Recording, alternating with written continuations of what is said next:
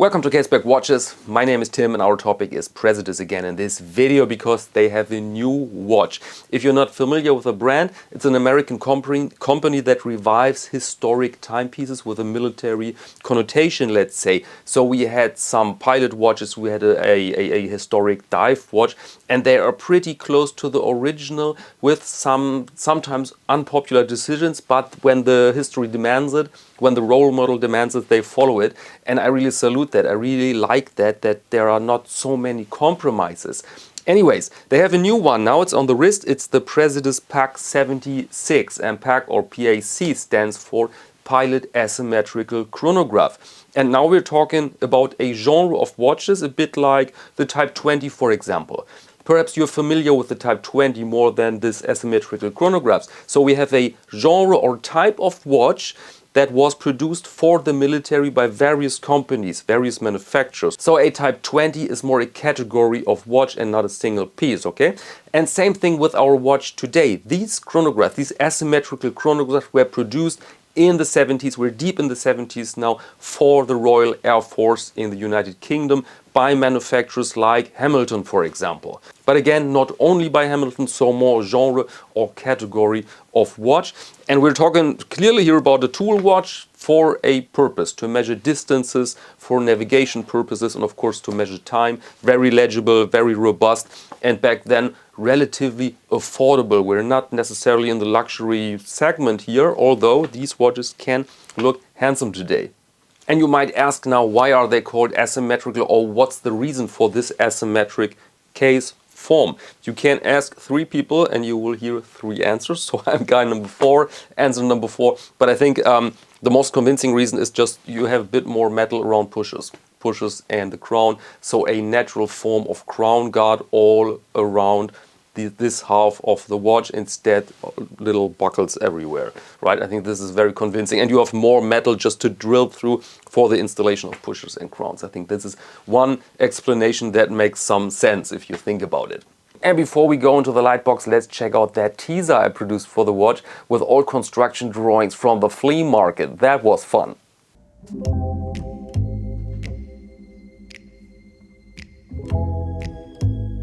Too much work, it's just too much work. Sometimes I wonder if I ever see sunlight again. Would be much easier when I knew what this thing actually is. Stechergriff, they call it, but what is a Stechergriff? A masterpiece now would be to forget the watch at the scene. That's another secret, guys. Prototype of the brand new Praesidus Pilot Asymmetrical Chronograph 1976. Well done, guys. I bet the folks at Hamilton's don't celebrate right now. In-depth review soon on Caseback Watches.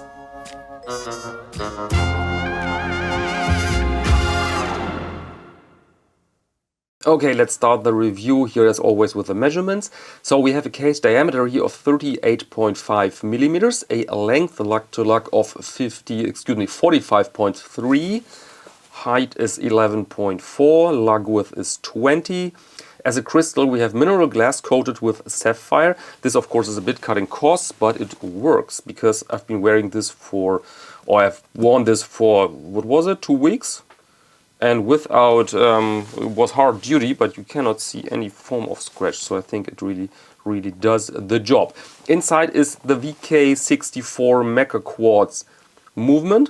And originally this watch comes with other strap and bracelet options. I will show you this. Price is between 345 US and 395 US dollars, depending on your strap or bracelet option. And you see at first glance why this is called asymmetric chronograph. This side is a bit thicker here.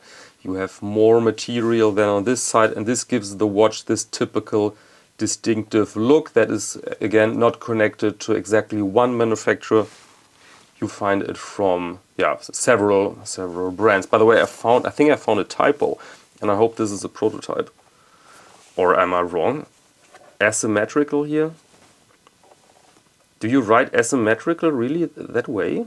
double S? I'm not sure. And there was a bit of a glue sort of thing on the metal here. It was weird, but I think I've worn it off now. But now back to the dial. It's a bit special. The layout is a bit special. Normally you have here something like a 30-minute counter or 15-minute counter when you think of a Type 20 military chronograph, for example. Here you have a 24-hour indicator, and here are 60 minutes in the counter. 60-minute counter. We have a super legible dial because of the color, of course, the black, so that you create contrast to the white and yellow elements. But also there's a grainy texture. Grainy texture on the dial. Here you can see it, I think. And this reduces reflections on the dial. And so the thing is super legible, although the numerals and hands are not huge, right? They're not huge. They're pretty normal in size. But despite that, the thing is legible. The amount of lume is limited, but yeah, it's really a tool. You really can work with it. You really can use it quickly to measure distances and times. And so very, very nice aspect. Then you see that the case is brushed and is really tooly. There are not so many decorative elements on it. Also the crown is unmarked, push is unmarked, everything is pretty basic, but fits the style of the watch. Absolutely fits the style of the watch and delivers this 70s Hamilton, no bullshit vibe really. So very, very nice.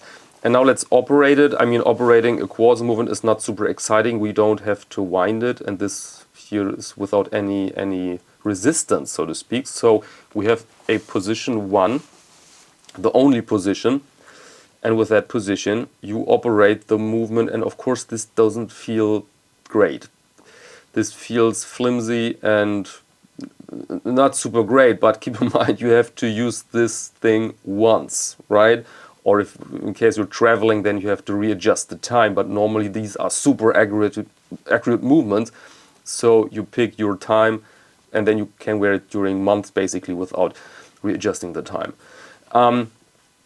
Functionality here feels perfectly normal. Perfectly normal. Very easy to manipulate. And here you don't have tolerances, so this feels really good. Really well done. And I think you already figured how to use that thing. It's the basic functionality. You start and stop the chronograph with the first pusher, and the reset button is this second pusher, and this feels, actually it's pretty good. I mean, this feels perfectly mechanical, of course, because the mechanism inside for the chronograph consists of metal pieces, and so this feels really good. And so when we take in consideration the design, the feel, the functionality, it's all there. It's all there what you can expect from this type of watch. We know that's a quartz, but everything else really is there, and so I was super happy with it. But now let's go briefly through the strap options. It's a monster. It's really a monster. The original strap was this. And then I thought, no. Personal choice, okay? Personal taste. Then you have the bone clip. These 70s type of bracelet, bone clip straps or bracelet, however you want to call them. And they of course deliver the look. I don't use them, I don't find them so great on the wrist, but I would buy it, to be honest. If I had to buy this watch, I would buy it with a bond clip, because who knows, maybe I change my mind in a couple of weeks or months and then it's fun. Or you have a super hot season, then you can use it. But it's just good to know that it's there and that you can purchase it, I think. And it works. I had it on another Praesidus earlier this year, and it just works. Or you can go with a Caseback number 1 or another brown strap like this one, or you take another color, Caseback number 2, and you see it also works really nice, although the yellow is close to the cognac tone here.